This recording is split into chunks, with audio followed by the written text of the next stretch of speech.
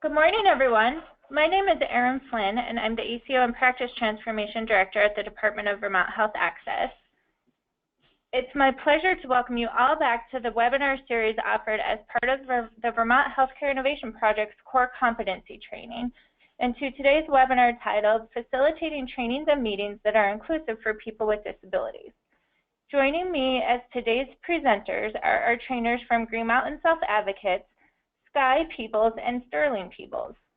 Sky works in Self Advocates as the program director. Her background is in public health, and she is the sibling of a self advocate. Sterling works at Green Mountain Self Advocates as an advocacy educator and filmmaker on the Life History Project. She also works at the UVM Think College program and is a member of the Vermont Governor's Committee on the Employment of People with Disabilities. She is a graduate of the Think College program at UVM and is currently enrolled at Champlain College in a professional certificate program. Next slide, please. Before we begin, I would like to cover a couple of brief logistical points. On this slide, you see a screenshot of the webinar control panel. You each have one of these, and this is your tool for participation in today's webinar. Under the header Audio in your control panel, you will see two options, telephone and mic and speakers. By default, the webinar will connect to your computer's audio. If you would like to change this, please click on the telephone button and you will be provided with call-in information. Also, under the header Handouts, you can download the slides from today's presentation as well as an additional handout that Sky will talk more about. Next slide, please. Also, all participants are muted in order to optimize sound quality for the duration of today's webinar. Yet we hope to have an engaging dialogue with our presenters and have reserved time for Q&A towards the end of the agenda. We encourage you all to post comments or raise questions using the chat box in your webinar control panel at any point during today's presentation. I also want to notify participants that this webinar is being recorded and will be made available for future training purposes. With that, I'd like to turn it over to Sky and Sterling to review today's learning goals. Thanks, Erin. Hi, this is Sky Peebles. Really excited to be here today. Thank you for this great opportunity. And I guess the first thing we want to do is we have a poll, and I'm going to ask Erin to put it up.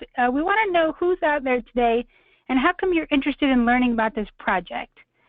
So the question is, think about why you're here today and what ways will you use this information, and then pick the selection that sort of fits your hat best.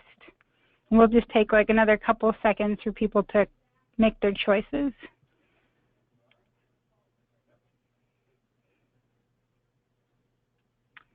All right, Erin, you can probably close it up now. We'll see what people have to say.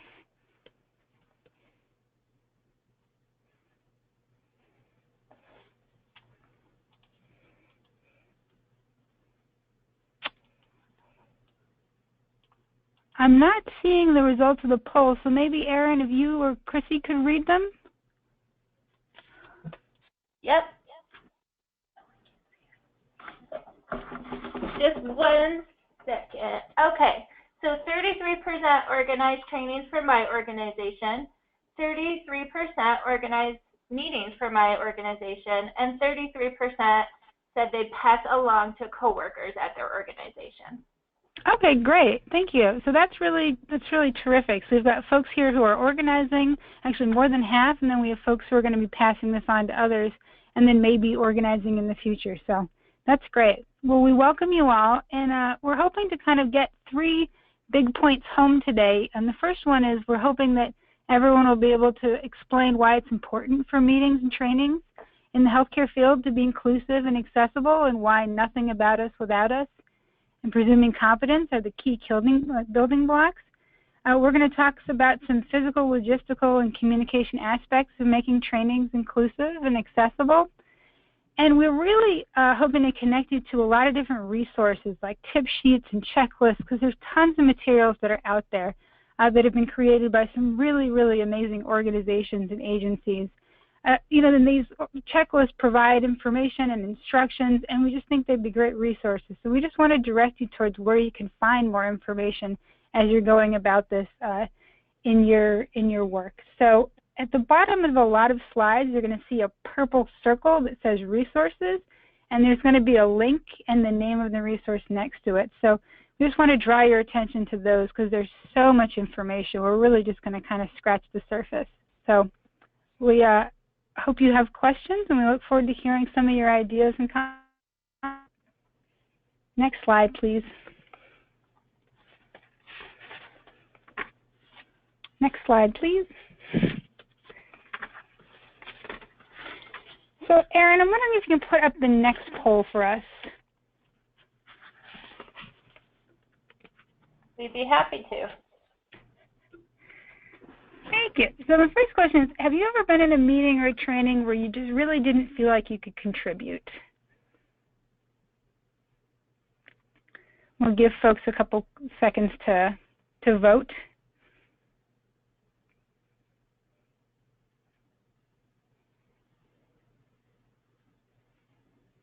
All right. Whenever it looks like they're slowing down, Erin, feel free to reveal the answers.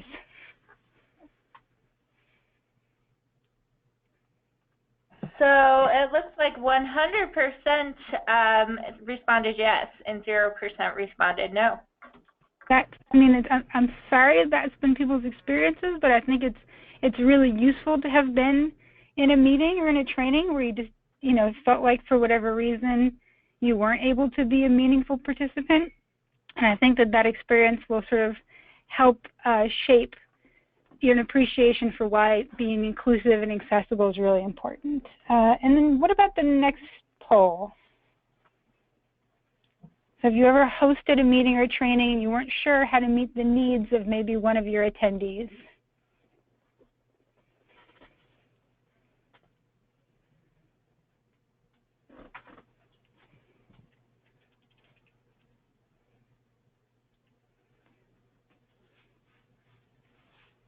All right, what are people saying? So it looks like about 78% responded yes and about 22% responded no. Okay, great, thank you. So almost 3/4, or almost 3 out of 4 people who are sitting here have had the experience where they weren't quite sure how to meet the needs of an attendee, and it's great because you're recognizing that everyone's needs might be more individualized, and today hopefully we'll give you some strategies for doing that. I want to ask Sterling. Sterling, have you ever been in a meeting or a training where you didn't feel like you could participate or contribute? I felt like I was shy and embarrassed. I didn't know the topic of the training or the meeting. Okay, so being shy or embarrassed because you weren't familiar with the topic made you feel like you couldn't contribute. And so I know sometimes as a strategy, people will just say, so if you don't understand what I'm talking about, just raise your hand and let me know. Is that something that you think works for people? No, it doesn't. How come? You need to have a summary. Have a summary would be more helpful? Yes, a detailed explanation with specific information. Yeah, so that, because why wouldn't someone just raise their hand and say, I'm a little bit lost here? You can ask for help. You could ask for help. But do you think people might feel embarrassed to say they're not quite sure what's going on? Yes. Yeah. And we really believe it's important that meetings and trainings are inclusive of people because it really makes the experience better for everyone. Everyone who's there has a richer experience because you're building a partnership towards creating better health services for people with disabilities, and you're going to get really meaningful input and ideas if everybody is able to be involved.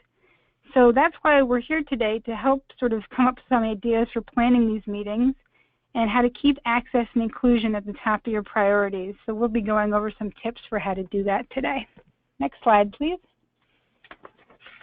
We're not going to spend a lot of time talking about the legal piece, but it's important to know that there are legal mandates like the Americans with Disabilities Act and the Rehab Act that require businesses and organizations to create materials and events that are equally accessible for people with disabilities. And this is especially applicable to organizations that receive federal funds.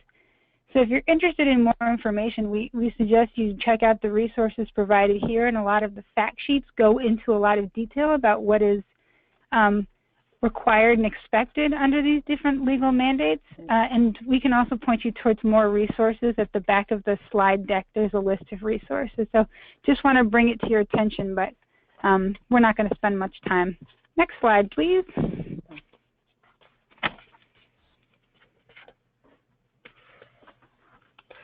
We think the key to including people with disabilities in means and trainings is to remember nothing about us without us. This is because we are the experts in our own lives and need to be taken seriously and listened to. Being in a room is not enough. We want to be at the table when decisions are being made that affect our lives. We believe that when people are in the driver's seat, they are more likely to be committed to their health and wellness.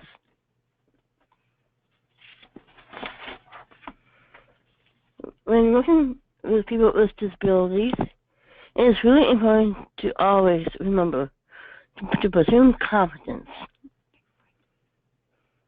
This means don't assume what someone can or cannot do because of a disability. Presuming competence makes people feel like their ideas are listened to and validated.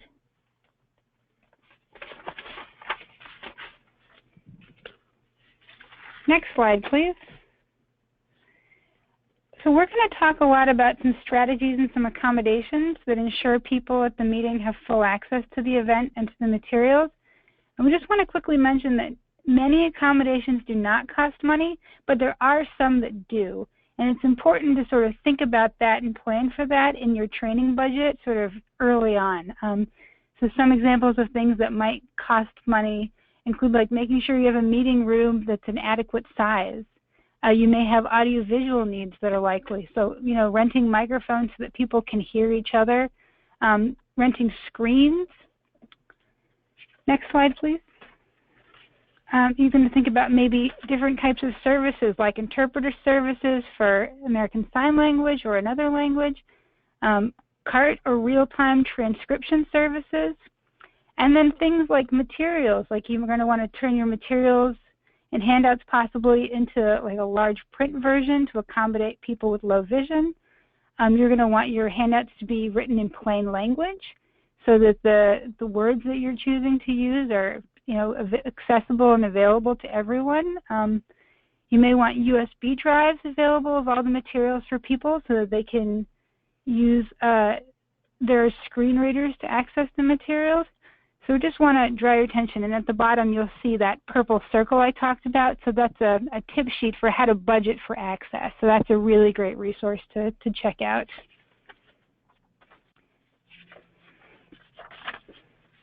All right. So it all starts with a registration or an RFP. Making an event accessible starts when you send out registration form or an email. Make sure you send the save the date information right away. People need to know dates and locations so they can arrange to get transportation, to have someone watch the kids, to miss work, to have someone support them, and to prepare for the meeting. Make sure to explain what the meeting is about and why they should plan to be there.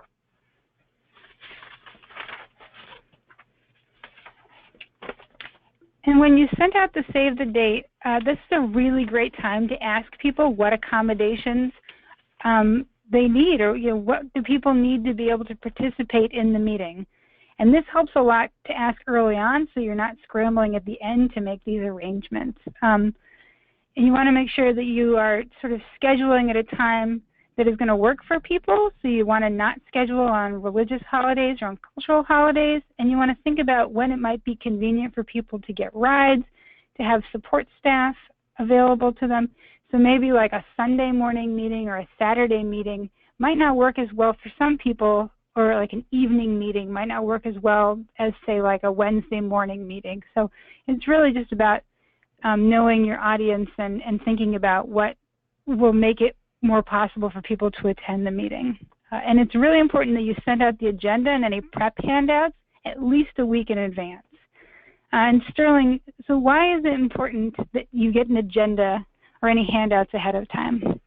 So you can read the information and you can make annotations in the margins, like the things you want to say or cues, when to speak and to ask questions that you have. And the questions you have put in during the meeting. Great. So you can prepare. The other thing we really want to encourage people is to remember is that not everybody uses email. In fact, a lot of people don't use email. So we really encourage you to embrace the snail mail. And you see our little snail there. Because there's some folks who really appreciate having like a hard copy handout mailed to them. And then there's some folks who will say, you can email it to me, but also mail me a handout. And we have people who've said that they like the 3 taps on the shoulder approach, where they get an email, a phone call, and like snail mail to kind of go over the different materials. So it's important just to find out what different people's preferred ways of getting information are, and to respond, in that way. And another question that's really helpful for planning organizers is asking folks if they're planning to bring a support staff or a personal care attendant, because that'll help you with your head counts as you're thinking about how many seats to have, if you're ordering refreshments or coffee, and just thinking about like the space of the room. And sometimes when you're meeting, you're going to be maybe meeting in a public space or a place that you rent, like so maybe at a hotel.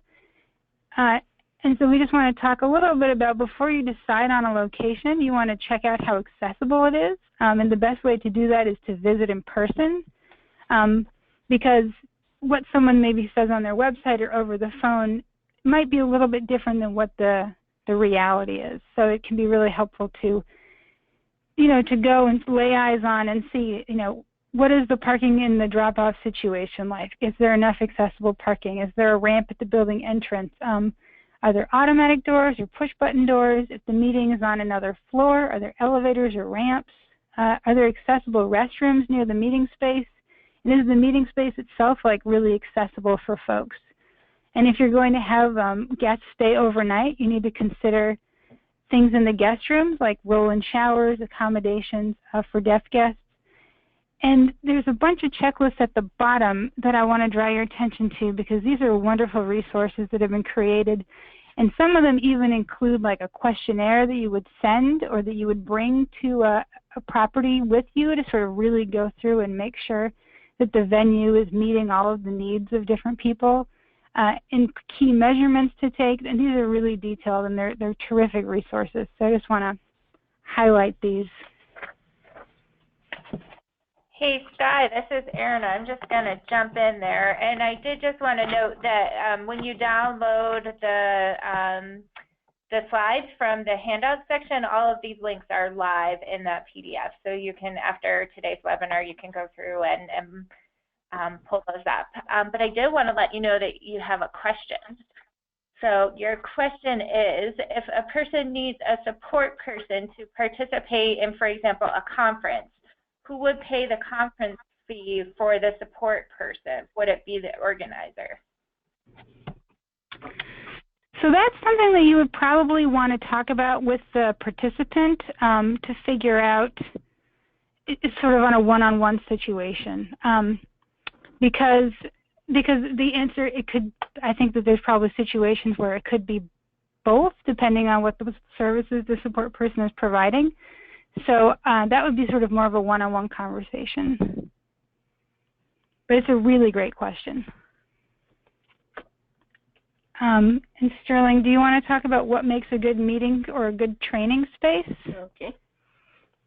A room setup is important. For me, I need to reinforce near the speaker and the screen so I can see. Make sure the room has lots of options for where people can sit, and they are all near the speakers, and refreshments.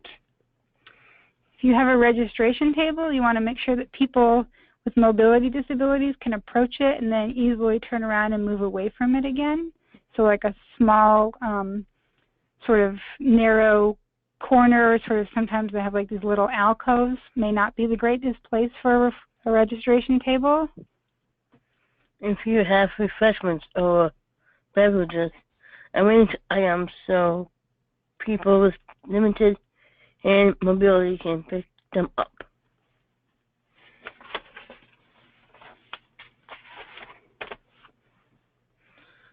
Make sure to keep aisles clear so people can move around freely.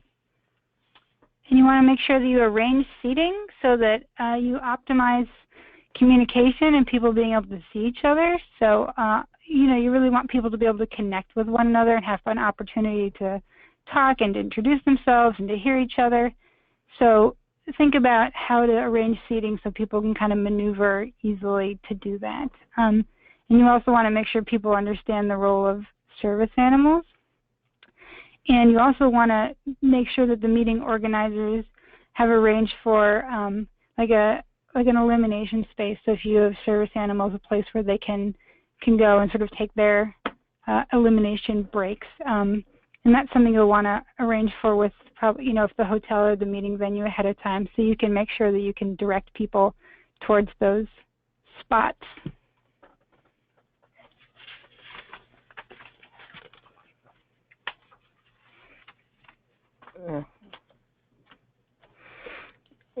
It may be new for people to present at a meeting or training that includes people with different kinds of disabilities.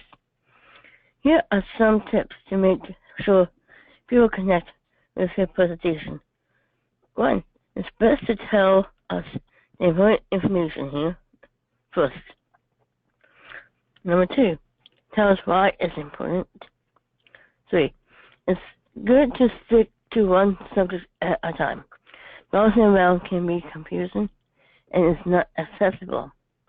Number 4. It is helpful if you use step-by-step directions with visuals.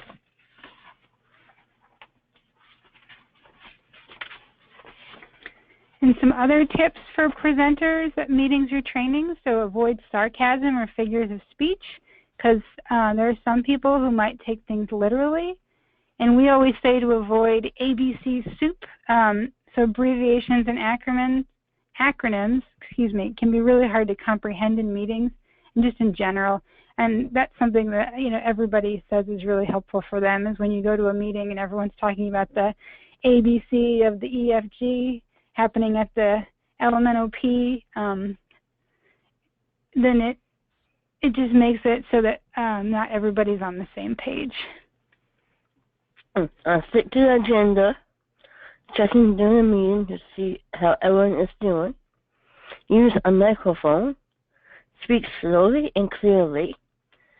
Give interpreters a copy of any slides or handouts ahead of time. And you always want to consider how culture relates to your topic, and be sure to include, case studies or scenarios or graphics that, reflect diverse cultural perspectives. Hey, Sky, this is Erin. Can I add a comment? Please. So I know, especially in the healthcare field broadly, alphabet soup is a pretty prominent thing. One practice that I've seen people do in meetings is include as an appendix at the end of any PowerPoint presentation, for example, kind of an index or a glossary of what all the acronyms that might be referenced mean, and then folks can have those in hand and review them ahead of time. That's great, Erin. And also, some other things we've done before are we've had, like you could put like some flip chart paper up on the wall, so if there are acronyms that people are using, like a couple that are really common, you can put those up and everyone can kind of work to kind of define them together. And also, I think it's really important as the meeting facilitator or as an attendee, if you kind of hear a lot of alphabet soup happening, to kind of put the brakes on and say, hey, just for a minute, can we all kind of remind everyone to, you know, to make sure that, you know, if you're saying GMSA, that everyone knows that that means Green Mountain Self-Advocates. So it's a really good point, though. A little cheat sheet is a fabulous strategy. So we live in a world with a lot of written material, and meetings and trainings include a lot of paper. There's a lot of things that are written down or things that are up on slides. So we want to, you know, really encourage folks who are organizing meetings and trainings to take the time to think about the details and make these written materials really accessible, because we find that this goes a long ways towards really helping people participate in the meetings. So, you know, if you have agendas or handouts, make sure that you're using a really clear font, like Arial or Verdana. These are sans serif fonts, and there's an example on the screen. You want to make sure everything's double-spaced. You want to make sure you're using a font of 14 points or larger. And if, for example, you are going to talk about a report or you have like a longer document that you're going to reference, it's really helpful to include like an executive summary, so like maybe like a shorter 2 to 3 paragraph front page on that report that just outlines the highlights and sort of the key points, because that can be really, really helpful for people to refer back to. You do have one more question, Sky, if this is a good time to jump in. Sure, or actually maybe can I just get through this next, if I get through the next slide, then that would be a great time. Thanks, Erin. So you also want to consider your health literacy. It's sort of really important to always try to aim to write grade reading level, and this will make sure that the words that you're using are something that everybody or, you know, people can be more comfortable with. You want to keep sentences short, so break longer sentences into 2, or if I write the sentence, break it into like 10, because I am famous for writing very long-winded sentences. Sterling's laughing at me. Full disclosure, Sterling and I are sisters, so she's ribbing me over here. You want to use bold or highlighting to really pull out what important information is, and definitely avoid italics and underlining. And you want to use visuals to help explain the text. So if you, for example, if you are describing how to, I don't know, let's say, for example, if you're describing how to take a medication of some sort in a handout, you want to maybe put a picture of a prescription bottle, or of someone, you know, with like their hand and maybe some pills in it, as opposed to putting up a picture of a flower, because it's a visual that helps reinforce what information is being conveyed in writing. So that's really important, because graphics can really distract from what is being said, or they can really reinforce what's being said. So yeah, Erin, we'd love that question. I think this is leading into your next slide anyway, but the question is, should the sign language interpreter sit at the front of the room, even if there is just one person in the group who needs the interpreter? Typically, and again, and I will defer to if you have really specific questions about sort of how a service provider like an interpreter is going to be providing their services, and that's a really good question for like the person that you are providing the service for and the interpreter, because they're, you know, they may have like individual ideas or accommodations, you know, that sort of are more one-on-one. But typically, I believe that interpreters sit at the front of the room, regardless of the number of people that are requiring interpretation services. And I mean, if you have the presenter at the front of the room and the person who's interpreting is next to them, it would make sense that they'd be able to hear the presenter for interpretation purposes. But again, like since this is something that I am, you know, not an expert in, that would be a great question for you to call, for example, the Vermont Center for Independent Living, because they would be a great resource for helping you access those services and for answering those really specific kind of questions. That's a great question.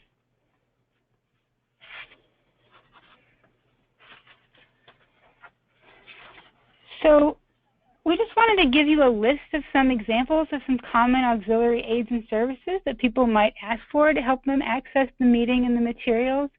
And so, example, having a qualified sign language interpreter in person or through a remote video service, having note takers, having real-time transcription services or computer-aided, having written materials, the exchange of written notes, telephone handset amplifiers, there's assistive listening devices, telephones that are compatible with hearing aids, closed captioning, video text displays, taped text or audio text, so like an audio version of any written materials that you have. Materials and displays that are brailled, screen reader software, maybe magnification software, optical readers, secondary auditory programs, and as we talked about before, large print materials. And it's really important that, if you have videos that you're showing, that they use open and closed captioning, and then people might also ask for real-time captioning, and a number of other different telecommunication devices. So I just wanted to point these out to you because these are things that someone might call you and say, this is something that I would like as an accommodation. And we have a lot of resource checklists that kind of go more into detail about what these different services and aids are, but also to draw your attention to these great organizations in Vermont, like I mentioned before, the Vermont Center for Independent Living and even Green Mountain Self-Advocates. So if you get in touch with them, then they can help point you in the right direction in terms of how to help provide these services. So I would really encourage you to just sort of use the resources that are around you. But we just wanted to list off some of the things that you may, be asked to help provide.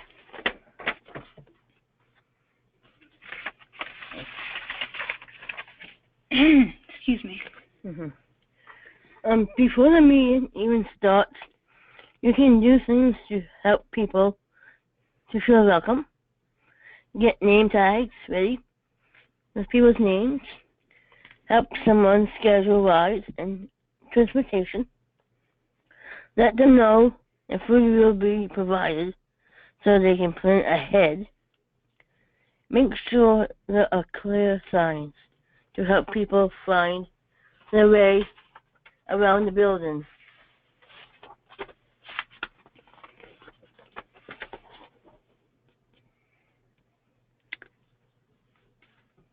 And next slide, please.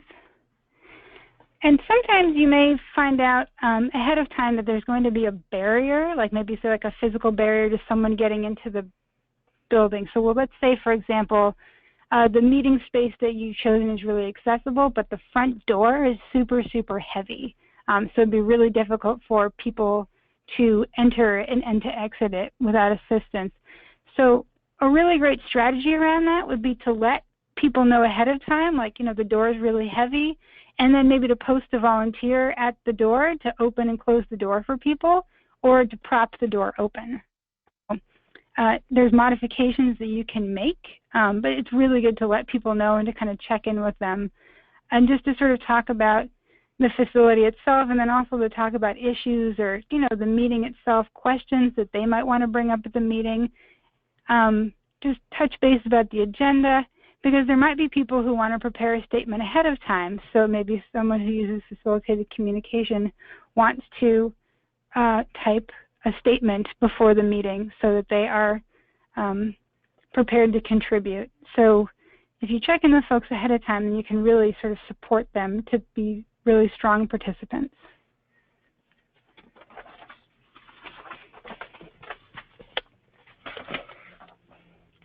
It's time for the meeting or training to begin. Start with introductions. Let's help people to feel comfortable. Tell people where the restrooms are and located.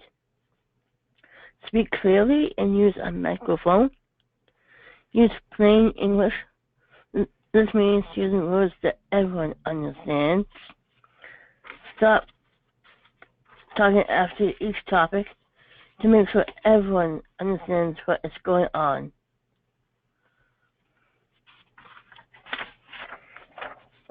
Have people raise hands. Only one person should talk at a time. Use people first language. Give lots of time for questions. Sometimes people need to talk to the support staff to come up with questions. And take breaks. So why is it important? So tell me about taking breaks. Why is that important? Well, you can debrief with the support staff, and to recap what has happened in the meeting. So it's a great time to recap. And if you sit for too long, does your attention get more focused or less focused?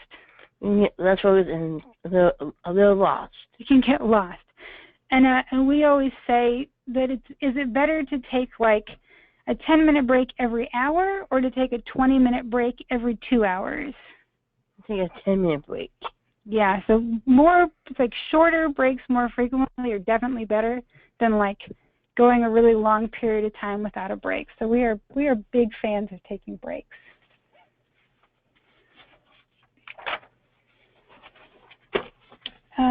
We also, really encourage you to sort of let the people in the audience set their own pace in talking. So be patient waiting for a response, and if someone is in the middle of formulating their thought, don't move on to the next person with their hand up and then come back. Sort of, be present and let the person get their idea out. Obviously maintain confidentiality if that's appropriate. If there's like a really complicated idea, think about ways that you can break it down into smaller parts and talk about it in sort of more understandable parts. And if for some reason the agenda changes after you sent it out, or if any of the written information has changed a lot, make sure that you read it out loud at the meeting. So say, hey folks, we just had a couple of changes. There's an updated agenda, but let's read it out loud here all together. That way, if people don't have very strong reading skills, they don't feel kind of left out of the updates. And encourage people to speak on their own behalf, to disagree, and to really kind of do things in their own ways on their own.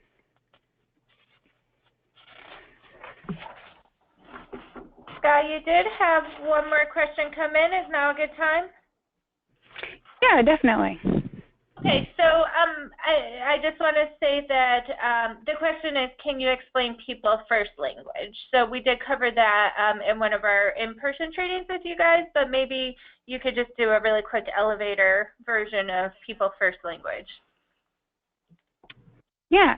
So Sterling, do you want to take a stab at this first? I'll take a stab at it first. Well, you want to refer to the person with a disability. So it's putting the person before the disability. So what would be an example of using people first language? Like that person has Down syndrome, but you want to say she has Down syndrome. So you wouldn't say like a Down syndrome person. You would say a person with Down syndrome.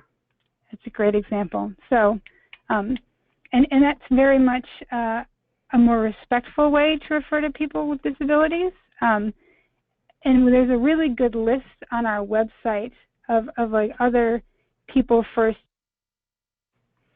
language terms, and talk a lot more about sort of people first language. So we would encourage you to look if you didn't make the trainings that we had in person in April and June and then the webinar in August. But that's a really good question. So please, if we're saying anything else that are not clicking with people, please follow that person's lead and ask us a question.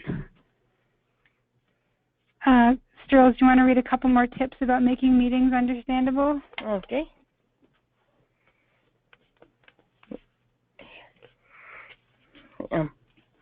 Be mindful of your body language, tone of voice, and other gestures that may influence a person's decision. Ask the person if they have anything to say about a specific issue. It is especially important to have a short break just before a final decision is made to allow time for people to review the issues before making a decision. Restate clearly each decision that was made. Ooh, and the last thing we sort of want to point out about, a tip for making this meeting more understandable is to really avoid abstract concepts and instead use, visual or really concrete examples. And it can be really helpful to try to connect an issue to a personal experience, or a lot of different personal experiences. The more examples and sort of real life that you can provide, the more people will be able to connect to the topic. And this is my favorite. We really encourage you to avoid using numerical or quantitative concepts because they can be really, really difficult for people to understand. But if you need to use them, there's some really good resources out there to help you learn some techniques about how to communicate about numbers in a way that's more accessible. Actually, the CDC has a really good health literacy training that has some good strategies. So it's just like a pretty quick online e-learning module that talks about, how to use numbers in a way that more people are going to connect with because they actually use personal experiences and they use concrete examples. And it also talks about how to use like graphics to illustrate numerical concepts in a way that's more meaningful.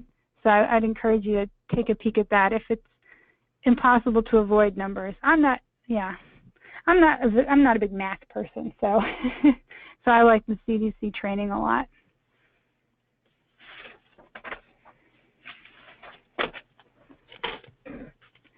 Sister Rose, what can you do after a meeting to make it more welcoming?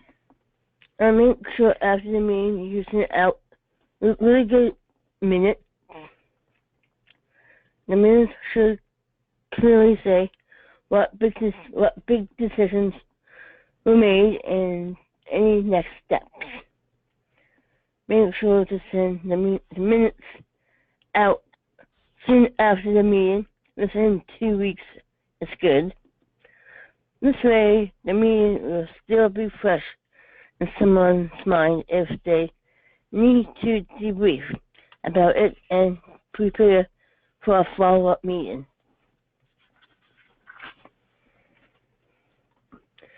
It is really helpful to have someone follow up with you after the meeting.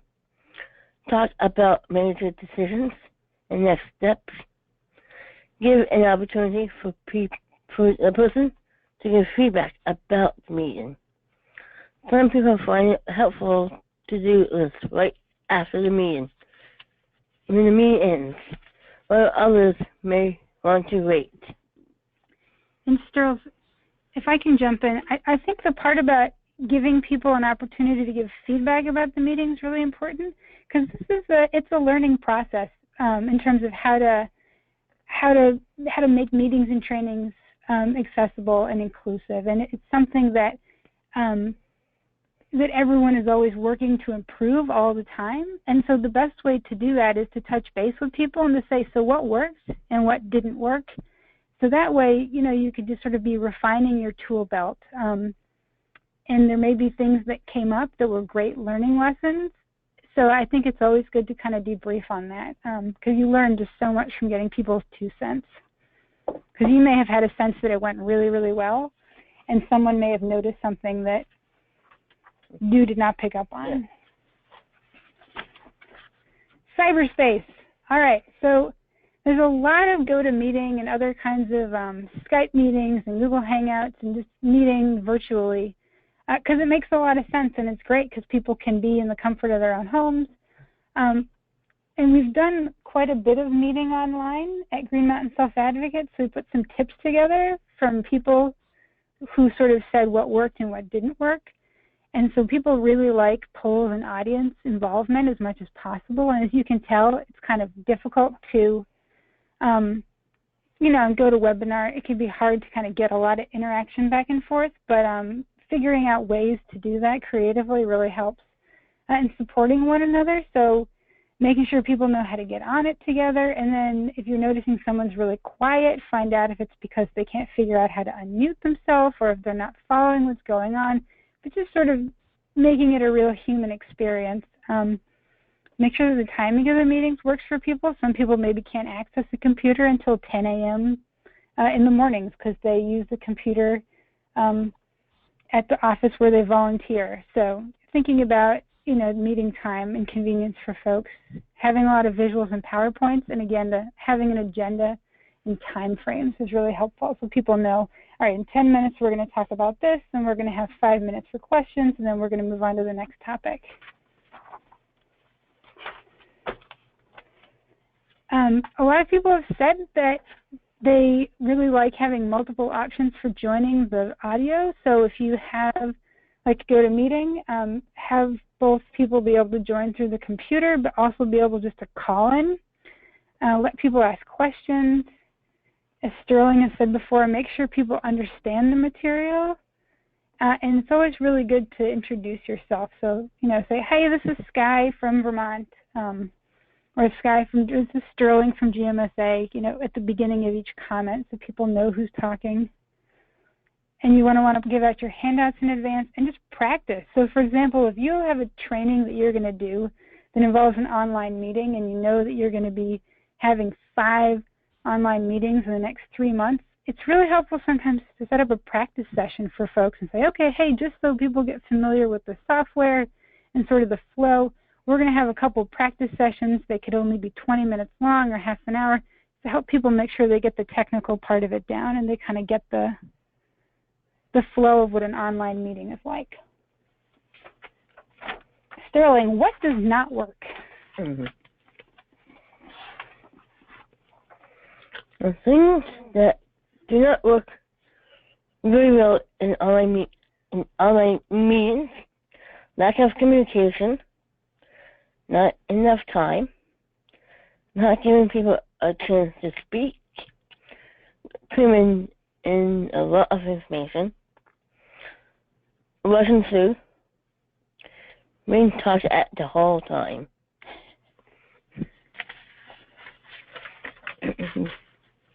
We hope this presentation has planted some seeds about why meetings and trainings need to be inclusive, value the contributions that everyone brings, accessible, support for participation for everyone, culturally competent, embracing nothing about us without us, a place where everyone presumes competence. Remember, including people with disabilities makes the experience better for everyone.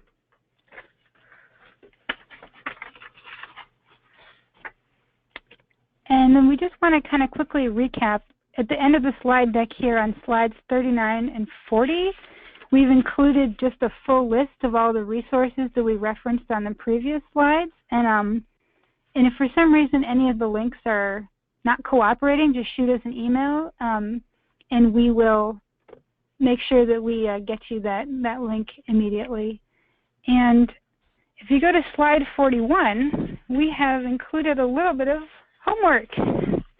As Erin said earlier, if you go to the handouts pane in your control panel, you can download it, and it's just a worksheet. So if you think about an upcoming meeting or event that you're having, it's just some ways for you to start thinking about how to include people with disabilities and make the meeting accessible, and to sort of plan out how you're going to include folks, think about which resources might be helpful, and then think about how you're going to know if you've been successful, how to evaluate the success of being inclusive and accessible, and think about how you can kind of, on an ongoing basis, kind of reflect on, as Sterling said, whether you are meeting all of those standards, and on how you can be kind of constantly working to improve as an organization. And I think, Erin, that brings us to 12:50, and we are handing it to you. Great. So you did get a couple of comments that I just wanted to make sure I shared with you. So just lots of thanks. And one participant said, good job, Sterling, Sky, and Aaron. Thank you.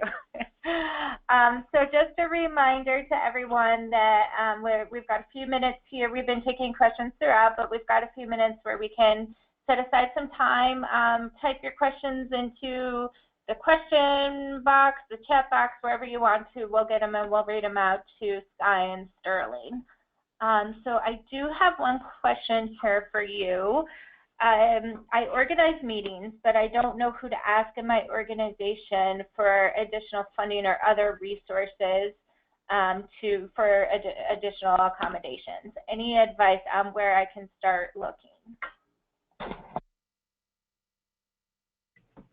So that's a great question. So there's a couple of ways that you might want to think about that. And like I said, so there may be plenty of accommodations that aren't going to cost you any additional money. So I think that the first step would be to sort of figure out what accommodations you would, need in the meeting. And then if there are going to be things that people ask for that are, I think the language is that it is an undue burden because it's like an excessive cost for your organization, then you can strategize services that might be modified accommodations that would work. And in that case, what you would want to do is you want to just talk to the person who's requested that accommodation and then brainstorm, sort of ask what might be a reasonable modification. And then think about it together. And then again, pulling in, I'd say, the Vermont Center for Independent Living, and sort of explaining what it is that you're trying to do, and then seeing if they have any ideas for resources or, equipment that you could borrow, then they might be able to point you in that direction. So those are just a couple of thoughts. Let's check the library. Yes, and also Sterling saying there might be public places like a library. Somewhere, a library that might have some of the resources available that you could borrow as well. And hotels also, if you're having a meeting there, may have resources that you kind of can include in the contract or that you can borrow additionally. Or, for example, if you're at a hotel and they need and you need a ramp, and the hotel does not have a ramp, and they're saying, well, you have to provide, you would have to pay for the cost of a ramp. Maybe an alternative would be asking them to try to borrow a ramp from another hotel in the area. So just some thoughts. Good question. Great, thank you.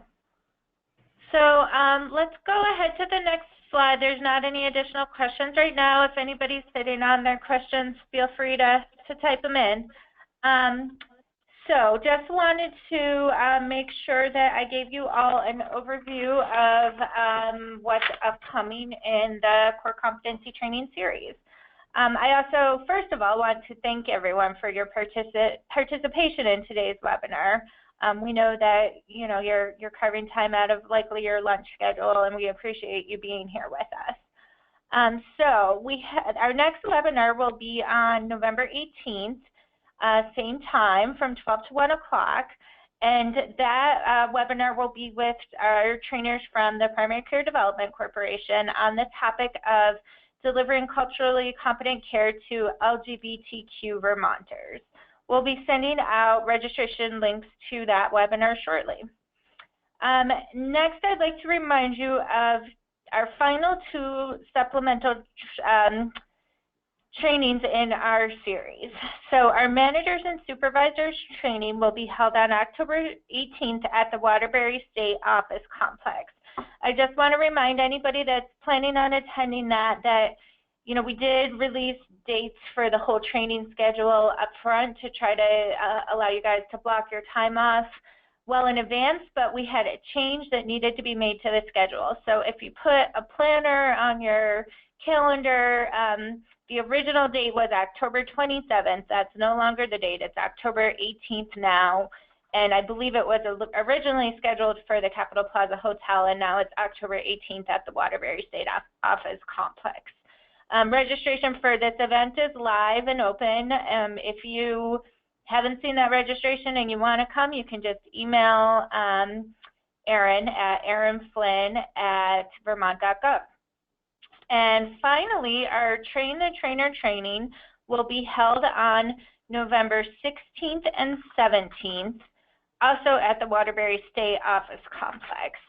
Again, I do want to note that there's a slight change to the schedule here. We received feedback from a number of organizations saying that November 15th, there were many conflicting events going on in the state. So we were able to go back and kind of reschedule that to November 16th and 17th. So it was originally November 15th and 16th, now rescheduled to November 16th and 17th. I apologize for all of these changes, but you know, we really did our best to roll this out in advance, but we wanted to meet as many of your needs as possible, so we were able to make that change for you. And we really appreciate flexibility, you know, for everyone, particularly those who didn't have a conflict on the 15th.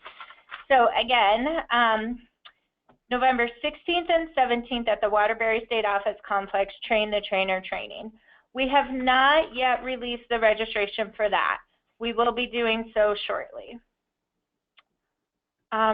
So those are my final updates. If you have any other questions, please don't hesitate to contact me. Again, erin.flynn@vermont.gov. And again, I want to thank you all for your participation in today's webinar, and we look forward to seeing you soon. And want to finally really thank Sky and Sterling for being with us today. Thank you, Erin. Thank you, Erin. We had a really great time. And if folks did have other questions, I realized we forgot to put our emails on the slides, but you can email Sky, S-K-Y-E, @gmsavt.org, or Sterling, S-T-I-R-L-I-N-G, @gmsavt.org, and we'll get back to you too. We'd love to hear from you. So thank you. Take care, everyone.